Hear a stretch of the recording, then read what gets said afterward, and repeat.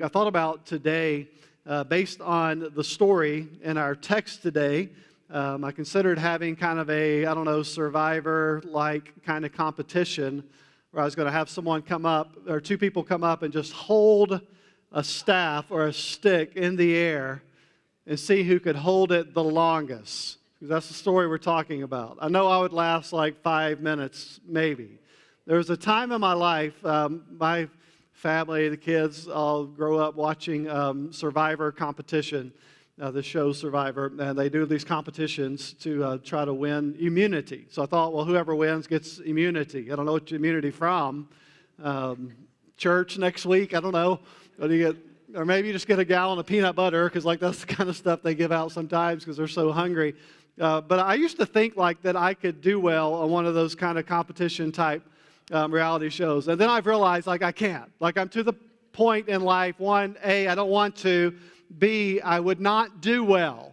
I know I could not. Like, sometimes I wake up in the morning and feel like I was on Survivor just from my night's sleep. Like, we have one of those, like, little back roller things, and, like, I'm getting out of the bed, like, having to roll my back out. Like, this is common language at my house now. Like, Levi, Daddy, are you rolling out your back? Yes, I'm rolling out my back. Go back to your room before you get in trouble. I'm rolling out my back. And then he'll be like, I need to roll my back out too. And so I didn't think that the competition idea would go that well. I thought like that's where your attention would be. But when we last left God's people in the desert, they were griping about a lack of food and water.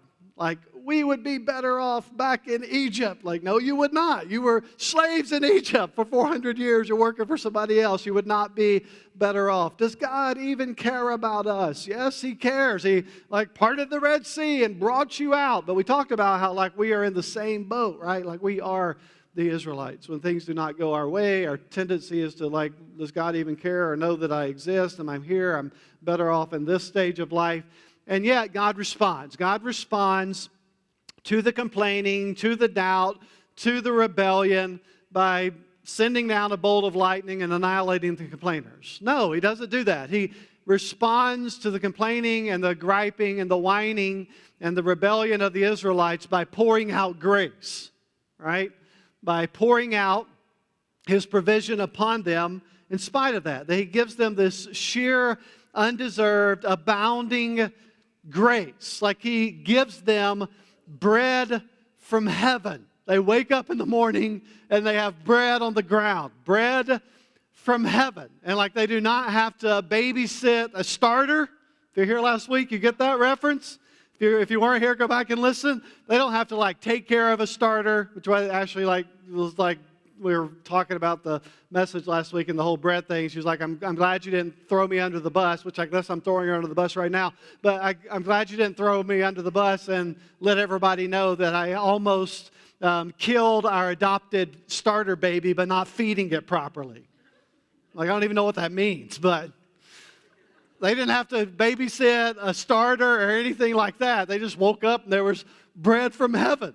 In the evenings, God like drops meat into their backyard for them to eat. They're not like sitting in a deer stand when it's still dark 30, hoping some deer would come by.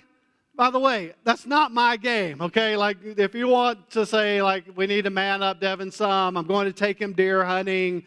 I have no desire to sit in a deer stand at 3 o'clock in the morning hoping some sad little animal comes by for you to slaughter. So that might be your thing. It's not my thing, okay? But they're like dropping meat out of the sky. God drops meat out of the sky into their backyard for them.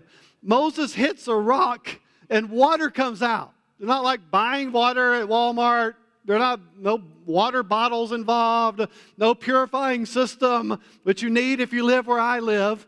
Because you like turn on the tap water and just smell it. If you out where I live, it's like we need something to purify this water. I can tell you, I've got like an extra limb growing out of my body from it. But none of that. It's just like water from the rock. And so it's important to remember, though, as we're navigating this, that about this entire event is that God is demonstrating who He is. It's not about the Israelites. He is showing who he is, that he chooses this paltry, podunk, undeserving band of slaves not to show how worthy they are, not to show how moral they are, but to demonstrate how powerful he is, to show how good he is, how faithful he is. And so from the outset, the purpose of this exodus, of this deliverance, has been so that the world might know that he and he alone is God. And so he selects not the strongest, but the weakest people group on earth to display his power to the world. First to the Egyptians, we read about all that. And now to their first outside of Egypt enemies, the Amalekites. Let's pick up in verse 8 of chapter 17. Then Amalek came and fought with Israel at Rephidim. So, again, this is their first kind of military threat outside of Egypt, the Amalekites. And let's just pause and say, who is on the war council of the Amalekites to decide, hey, let's go after Israel? We know from the other parts of Exodus, word has traveled fast what God did. Plagues, part the Red Sea. So let's just pause and think, who's on the war council of this country, Amalek, to say, hey, did you hear about that country that just overcame the most powerful kingdom on earth, the Egyptians, and they never picked up a sword? Their God sent plagues, parted the Red Sea, put the Red Sea back when the most powerful army on the planet was still in the middle of it. Let's pick on them. We need to rethink the war council plans here. But beside the point, the Amalekites decide to attack the Israelites. Now, there's a history here. That's why the Bible, again, is a story. Amalek is the grandson of Esau, of Jacob and Esau. So Jacob and Esau had their whole tension going on. Jacob, of course, the 12 tribes of Israel came out of Jacob. Esau was his twin brother. We've been through that story. We went through Genesis. And so there's this Jacob-Esau tension, and now we see generations later that is Esau's descendants that are once again attacking Israel. And so there's a bigger picture at play here.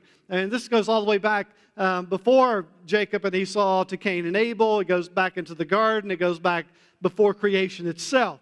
So there's a story at work here. Here's how the Old Testament scholar Doug Stewart describes the Amalekites.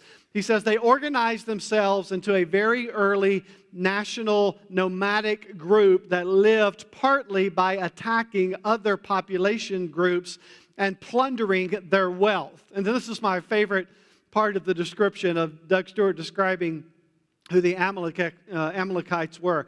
He said they had domesticated the camel. Can we just pause there for a second? They domesticated the camel. I've heard of other animals being domesticated, cats, dogs, those things, but I've never heard of the camel being domesticated. And so in my mind, I'm just what did they teach it how to sit? How do you teach the camel how to sit? I'm thinking roll over. It's a very hard trick to teach the camel. But they domesticated the camel for this purpose, to take advantage of his swiftness. Now, I had to stop there again when I'm reading this, swiftness, it's not what I think about when I think about the camel. When Levi was a couple of years age, he went to the zoo with his siblings and us, and the siblings decided to take Levi on the camel ride. I can tell you there's no swiftness involved. It's just kind of plodding along, right? How long does this thing take around to get around these 20 yards of track? It's been an hour, and we're halfway done here. But they domesticated the camel and took advantage of his swiftness. And then I went on to read, because the camel, I guess when domesticated, can learn how to effectively run up to 45 miles per hour. What? A camel's running 45 miles per hour. That's Jaguar level camel.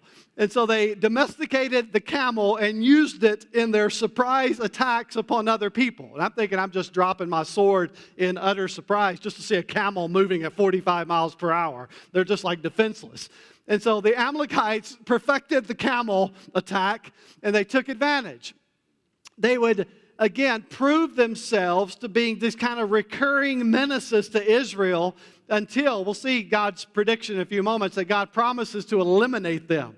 And he does by the reign of King Hezekiah, which is another part in Israel's history. Now, a note here, Israel's first enemy, we've seen in the last few weeks, did not come from without. Israel's first enemy came from within. It was their own lack of faith. It was their own disobedience to God.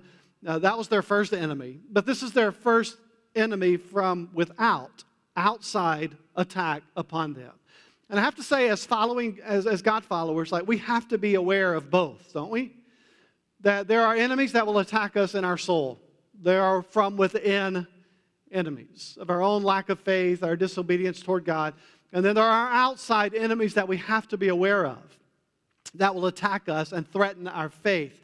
And so we see that playing out. As a matter of fact, when Moses is reflecting upon this in Deuteronomy chapter 25, when Moses is reflecting upon this attack, he informs us that the Amalekites attacked Israel from behind when the Israelites were faint and weary.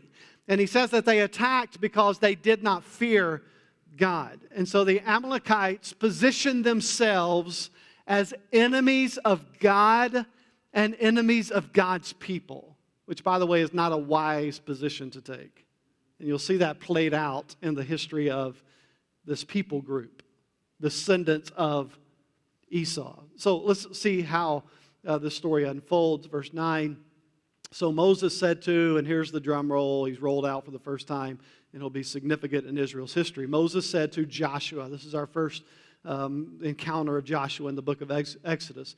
He says to Joshua, choose for us men and go out and fight with Amalek, and tomorrow I will stand on the top of the hill with the staff of God in my hand. So again, we're introduced to Joshua for the first time. If you know anything about Old Testament history and the history of Israel, you know that Joshua is this well-recognized great warrior that's known for his courage and bravery. He succeeds Moses, and he actually is the one who leads Israel into the Promised Land. And so it reminds us again, just by being introduced to Joshua here, that God is writing a bigger story. He's writing a story that's bigger than Moses. We like to make it about Moses, but this story is bigger than Moses. And so we're introduced to Joshua here for the first time. And I love the battle plan that's introduced here. Moses is like, hey, Joshua, choose some men to fight the Amalekites, and I'm going to grab my stick, and I'm going to be standing on top of the hill alongside Aaron and Hur. You know why? Because, again, God is writing a bigger story than Israel. He's writing a bigger story here so that the world might know who is God, the one and only God. God is writing a story bigger than Moses, bigger than Israel, bigger than Joshua. A story whose purpose is so the world might know who God is. And then what follows next is one of the most bizarre, kind of head-scratching stories in the book of Exodus. We've already encountered a couple of those, right? And we said that we're going to give ourselves the freedom to scratch our heads at times and say, what is going on here? And we don't know, and that's okay. And this is one of those moments. This is one of those bizarre stories that we just really don't know. It's kind of a do-what story in the Old Testament, and we don't know exactly what's unfolding here. We just know what happened. And so let's read it. We'll pick up again in verse 10. So Joshua did what Moses told him. He fought with Amalek while Moses, Aaron, and Hur went to the top of the hill. And then verse 11, whenever Moses held up his hand, Israel prevailed. And whenever he lowered his hand, Amalek prevailed. So again, what's going on here? We don't know. All we know is when Moses lifts his hands, Israel wins. When Moses' hands fall, the Amalekites prevail. Hands up, we win. Hands down, Amalek wins. Now, hands up, hands down. Let's do a little survey here. How many of you, are roller coaster people? You love roller coasters? Okay, all hands are up. Okay, how many of you that are roller coaster people ride roller coasters with your hands up? Okay, that's what we're talking about. I'm with you. I'm a roller coaster person. We've ridden roller coasters all over the country. We love roller coasters. Bigger, the faster, the better. Now put me on something that spins, I'm out. Because again, I'm old. I'm like, what? Where am I? I just gained 10 years. But roller coasters, up, down, twist, upside down, all that, we're in. I am a hands in the air roller coaster person. I don't want to be holding on and gripping. I mean, like, if somebody's going to fall out, I'm assuming they would have already fallen out and we'd know about it. So I'm thinking I'm safe. So I'm hands in the air. So here story is hands in the air, we win. Hands down, we lose. And I'm thinking hands in the air, roller coaster people, winners. Hands down, roller coaster people, losers. Are you with me? That's not the application here, even though I've heard this story applied in similar ways, I have to say. Hands in the air, they're winning. Hands down, winning. You think Moses gave them the ball fake ever? Like, we don't know what's happening. We just know when his hands are in the air, they prevail. Verse 12. We'll continue reading what's going on in the story. Now, again, the picture here, hands in the air, verse 12. But Moses' hands grew weary. Of course they did. They grew weary. So they took a stone and put it under him, and he sat on it. So step one, sit down. You're really tired. And then Aaron and Hur held up his hands, one on one side and the other on the other side. So his hands were steady until the going down of the sun. And Joshua overwhelmed Amalek and his people with the sword. So Moses gets tired. Of course he does. What is he now? Like almost 100 years old. He's tired. Hands start going down. They hold him up. They sit him down. Hey, we'll prop your hands up. So they pick these guys, Joshua and Hur. They stand on each side and they hold his hands up. Moses grew tired. Of course he did. He's human. He grew tired. And so they developed this plan to help them win. And they do. Verse 14. Then the Lord said to Moses, write this is important, write this as a memorial in a book and recite it in the ears of Joshua, that I will utterly blot out the memory of Amalek from under heaven. I told you again, this would happen by the time Hezekiah is ruling and reigning, particularly through the kingships of Saul and David, when they would basically annihilate the Amalekites. And then the last verse of the chapter, and Moses built an altar and called the name of it, the Lord is my banner, saying, a hand upon the throne of the Lord. The Lord will have war with Amalek from generation to generation. So a couple of important things here. One, write this down.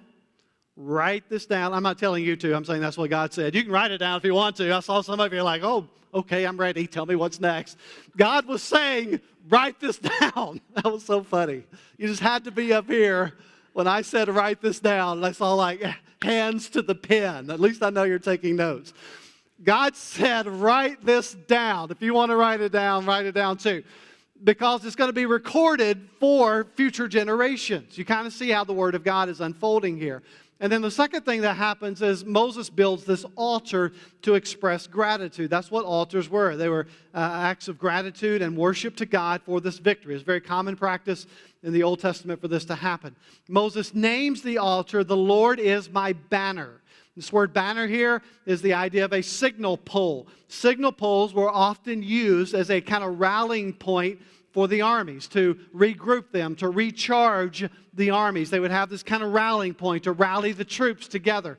And the altar we're reading here was this tangible reminder of who God is and what God has done for the people. So God says, don't forget this. You need to pass this down to future generations by writing it down. We talked about the importance of that last week. Generational remembering, that we pour into generations coming behind us what God has done, because we are prone to forget. God says, write this down and keep telling Joshua about it. Because there's going to be some times he's going to question. Keep telling him. And then Moses says, I'm going to build this tangible reminder. The Lord is my banner, my signal post, so that I might be reminded of what he has done. We have a kind of a similar story from U.S. history. William Beans, who was a friend of U.S. Attorney Francis Scott Key, was taken prisoner by the British during the War of 1812. And Francis Scott Key went to Baltimore and located the ship where his friend, William Beans, was being held captive, and he negotiated his release. However, the terms were that Key and Beans were not allowed to leave until the British bombardment of Fort McHenry. And so they're watching this bombing happen aboard a ship that is 8 miles away and really not knowing how this thing's going to turn out until the next morning. And then you've probably heard the story kind of from that point forward. After this intense day of continual bombing, the British are unable to destroy the Maryland fort, and so they give up. And Francis Scott Key wakes up concerned that the fort has not survived the night, and then the fate of his friend kind of in the balance here. And so he's relieved the next morning when he gets up and he sees this kind of lone American flag that's still flying over Fort McHenry at daybreak. So he knows that the British have failed and that the Americans have failed, or have maintained the fort. And underneath the red glare, right, of the bombs bursting in air. And so he sits down and he quickly pens a few lines in tribute to what he has witnessed. And his poem later is set to music. By the way, the music was a popular English drinking tune, which is kind of ironic since it was the British and all this. And so it's like, hey, let's put this to an English drinking tune just to kind of rub it in their face even more. And so they put this this poem to music. They renamed it the Star-Spangled Banner. And in 1931, years later, decades later, actually, it was adopted as America's national anthem. And so the Star-Spangled Banner, Old Glory, whatever term we use to describe it, has kind of served since then as this rallying point for armies, for troops, for Americans to be reminded, right, of what happened and how our freedom was bought and purchased. And so we kind of get the concept here in a different way of what Moses is doing, to remind through this rallying point, the Lord is my banner, the Lord is our flagpole, right, our white flag. We're reminded of what's going on here. So let me make a few observations from this section of Exodus that's a little bizarre. This story is, but it reminds us of some bigger things. And here's how I want to frame this. I want to do it in just kind of 3 observations as we end today that tie together. The first observation is this: each story is part of God's story. Each story is a part of God's story. Even bizarre stories are a part of God's story. So here's a word of caution here. As we read and study bizarre stories like this in Scripture, here's our tendency. Our tendency as people who want to understand how God's Word applies to our lives, our tendency is to take bizarre story like this and to turn them into kind of these moral platitudes or these spiritual cliches or religious life lessons. Let me explain what I mean here. I've heard this story taught a number of different ways. And I have taught it, I've heard it used to teach a number of principles. Let me tell you what I mean, show you what I mean. I've heard this story taught to teach the idea of the importance of putting supportive people around you, to hold your hands up when you grow weary. I've heard this story taught with the idea of persevering in prayer, that the idea of Moses holding his hands up was crying out to God, and that God was asking him to persevere in prayer, even if he needed other people. So the hands lifted in prayer idea. I've heard this story taught to encourage those who are involved in the battle of life, that when the soldiers were growing weary, that they could look and see Moses' hands in the air, and that encouraged them in the midst of the war and encouraged them to keep fighting. I've heard this story taught that God will help you in your time of greatest need. Now, are all those principles true? Yes, all of those are biblical truths. Surround yourself with people who will build you up, encourage you. Persevere in prayer. These are all biblical truths, right? Encourage other people. These are biblical principles. God protects us, right? Those are all biblical principles. But none of these principles are what this story is about. None of them are what this story is about. We don't really know what's going on here. We know that when Moses holds his hands up, the Israelites prevail. We know that when his hands go down, the Amalekites prevail. We know that by holding Moses' hands up through these kind of ingenious, creative ways, eventually the Israelites won the battle. And what we know is God overcame his enemy, that God displayed his power over the enemy. You see, our tendency is when there's bizarre stories, we kind of feel like we got to make them into something, don't we? Well, there's a principle of encouragement here. Well, yeah, kind of, but that's not really what this story is about. Should we encourage other people, hold them up in prayer, persevere in prayer? Absolutely. We can go to 100 other texts of the Scripture to teach and preach that. It's just not what this story is about. We know Moses serves in this intercessory role on behalf of God's people. Throughout the narrative, his staff serves as this instrument that is used when God displays his righteous judgment and power. His staff was used before Pharaoh to show the power of God. His staff was used at the Red Sea to show the power of God. His staff was used last week to strike the rock and show the provision of God. What seems to be clear in this text is that the battle was won on the hill more than in the trenches. And we are reminded in this story, in this incident, that the battle is the Lord's. Israel prevails not because of their superior military prowess or their leadership expertise or their brilliant war strategy. Israel prevails because Israel's God is superior. Israel wins because their God is the one true God. And their God fights for them. Let me just clear the air here. There is no who's going to win here dilemma going on. There's no, is it going to be Israel? Is it going to be the Amalekites? Is Moses able to keep the staff in the air? There's no discussion here about who's going to win. You know why? Because God is in absolute control and he brings total victory to his people, for his people, demonstrating his superiority in every way, every single time. Each story is a part of God's story. We also see here kind of the next level of development of that is that each story fits within God's bigger story. Each part is God's story, but each story fits within God's bigger story. It is important when we encounter bizarre stories to remember God's bigger redemptive story. There is something bigger and deeper happening than can Moses keep his staff in the air. Exodus 17 fits within the book of Exodus. The book of Exodus, as we've said from day one, fits within these 5 other books, the Pentateuch, the first 5 books of the Bible that God was framing, right? Those 5 books fit within an Old Testament story of God's redemption. Those books fit within the whole of Scripture.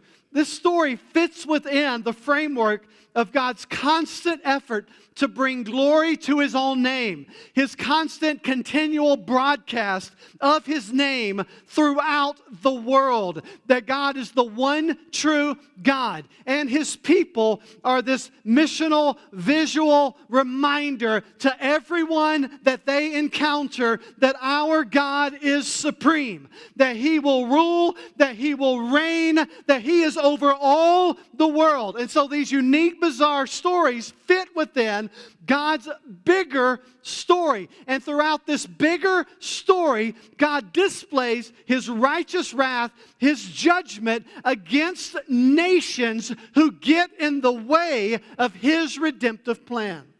Have you ever read stories about the annihilation that takes place? And we'll talk about this more. When the enemies of God come face to face with God's enemies, and God's just like, annihilate them, destroy them. And we scratch our heads like, is that fair? Doesn't seem right. why is God just annihilating his creation like this? And we tend to read it just within that context, right?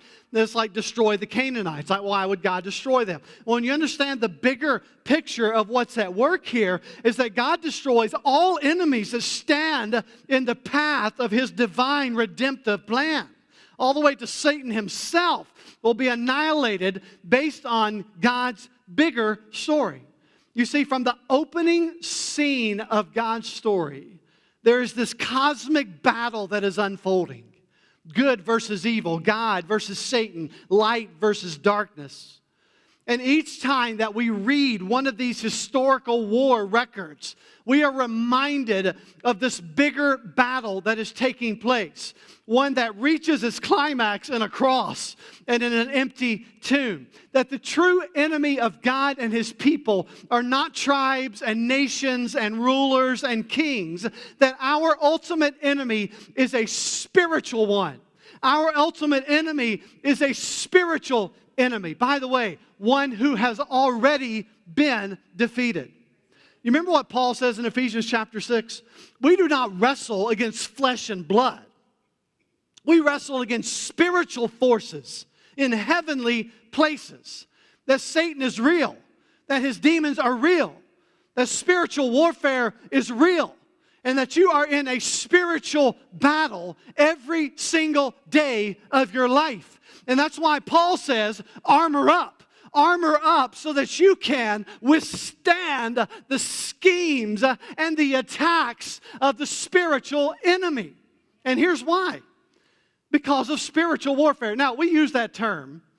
We use that term spiritual warfare. And what I've discovered is there's kind of two categories of people when you hear that term.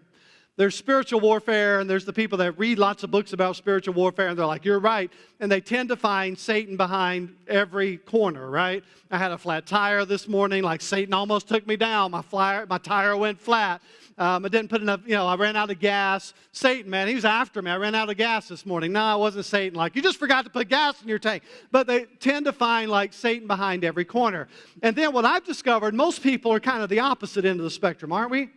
We hear that term spiritual warfare and we just zone out. We tune out. And it's like, well, that's for people that read like books about Revelation and read about, the spiritual battles taking place. And we tend to tune all that out. Let me break down for you what that means. We're not talking about like casting demons out of people, Rosemary's Baby, head spinning around kind of stuff. For the average believer, we're talking about spiritual warfare.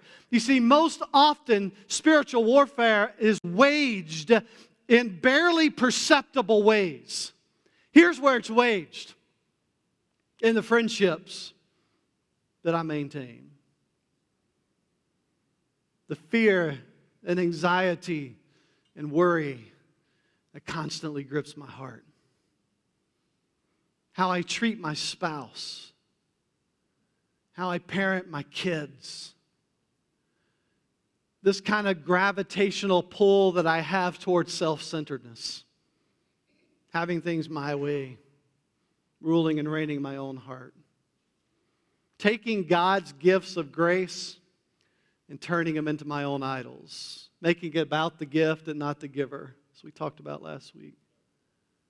Neglecting time with God in exchange for time with the trivial. That's where spiritual warfare happens.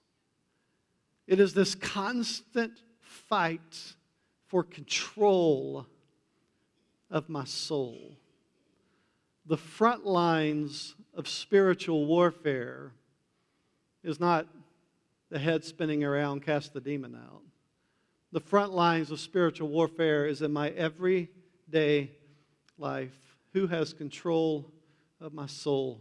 Who's sitting on the throne of my heart? The enemy is not a fool. He's not going to like send demons at you and be like freaking you out about stuff. It's in subtle ways, isn't it? Because if he can entice you and deceive you in the subtle, he doesn't have to worry about the extraordinary. It's going to happen in the ordinary trenches of life, not the extraordinary fringes of life. That's why Paul says, armor up. Because it's a daily battle. And to win these daily battles, we face them within the context of this bigger cosmic battle. Good and evil, God and Satan, light and darkness, this cosmic battle that is happening, of which the winner has already been crowned. He's already been crowned King of Kings, Lord of Lords. There is no question how this bigger battle ends. We do not believe in some type of spiritual dualism where we're kind of like, who's going to win, good or bad, evil or righteousness, like who's going to win? There's an outcome hanging in the balance. We already know how this thing plays out. The victor has been declared. He has been crowned. He has already overcome. And even if you venture into those scary terrains of those last scenes of the Bible in the book of Revelation where few people dare to tread, right? Even if you venture over into those last scenes where it all plays out, as bizarre and difficult as those texts are to interpret, one thing is clear. And that is how this whole thing ends. I like in the book of Revelation how in the pinnacle battle at the end of time, that basically when you read it, Jesus simply steps onto the scene and declares who He is. By the way, which goes all the way back to Exodus when He says He is the great I am, that He basically steps onto the scene and declares, I am. And His enemies are annihilated with a spoken word. There's no doubt how this thing plays out. The bigger battle has already been fought and won on a hillside called Calvary. The battle is the Lord's, and we live in that victory. Every day we suit up, we armor up, but we do not live with uncertainty and fear. We live with the good news of the gospel. Jesus triumphed over Satan. He's already won the battle for us. Which leads us into this final observation from this section. It ties into this. Each story is a part of God's story. Each story is a part of God's bigger story. And each story fits within the, emphasis on the, ultimate story. Once again, we see Moses in this kind of mediator role in the story. He intercedes on behalf of the people of God. But Moses is simply pointing forward to a greater mediator. A mediator, Paul says in 1 Timothy, that is the only one qualified to stand between us and God. That Moses is pointing forward to Jesus Christ, our true intercessor. That Jesus is the ultimate mediator because He is both fully God and fully man. And for that reason, Jesus is a greater warrior than Joshua. Jesus is a greater interceder than Moses because Jesus had His arms stretched out on a cross, on a hillside, on our behalf. And He won the ultimate battle over sin, over death, over hell, over the grave, so that He does not have to have His hands raised by anyone. He does not grow tired. He does not grow weary. There is no one who has to come alongside Jesus and say, let's prop you up to see this thing through. He is tireless in His interceding on our behalf. And I want to tell you, in the case of Devin, it's a good thing that he's tireless because I need him.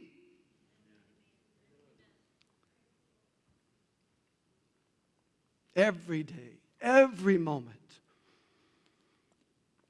I need Him interceding on my behalf. The writer of the book of Hebrews in chapter 7 says, He always lives to intercede on our behalf. Paul says in Romans 8:34, no one is able to condemn us. You know why? Paul says no one condemns us because Jesus is at the right hand of the Father interceding for us. We fight the good fight of faith, and He intercedes. I love that image that no one condemns us because Jesus is at the right hand of the Father, tirelessly interceding on our behalf. No one can bring accusations against Devin to the Father. You know why? Because Jesus is there. He's interceding on my behalf. The enemy may want to come and say, did you know this about Devin? Did you see this? You see what he did? No one knows this. Let's peel these things out. Let's roll these things out. Jesus intercedes on my behalf. I am here to intercede on his behalf, not on how moral he is, but because I lived in perfect obedience. I stretched my hands out and died so that he might live. No one condemns as he intercedes on our behalf. Jesus is also our banner, isn't he? He's like our signal post. Isaiah would talk about this in chapter 11 when he says the Messiah will stand as a banner for all peoples, that the nations will seek him and his resting place will be glorious, that he is our banner, that Jesus is our banner, that he is our signal post, that he is the signal pole, and that we don't build altars today and name them things. You know why? Because we have an altar. We have a signal post. It is an empty tomb. Like that's the memorial that we have. The tomb is empty. God's people rally to him and for him from every nation on the planet. And it is through his victory that we are unified and encouraged and sent on mission to the world. We have victory because of his victory. And it is through his victory that we live out our victory in the trenches of everyday life. We armor up because the victory has been won. Our stories fit within the story, his story. So, let me give you some good news. As bizarre as your story might be, as unusual as your story is, as ordinary as your story might appear, as dark as your story may seem, as peculiar as your life journey may appear, or as mundane and everyday as your story seems, I want to tell you, God is writing a bigger story. He is writing the story, the only story with a true happily ever after ending. And our stories, they fit within his story. So, let's raise our banners high. Let's proclaim his name loudly. Because that's what he's doing, right? That he will proclaim and broadcast his name to all the world for all of history. That he is the one and only true God. And so what that means for you, if you're a follower of Jesus, no one condemns us. No one condemns us because he is interceding on our behalf.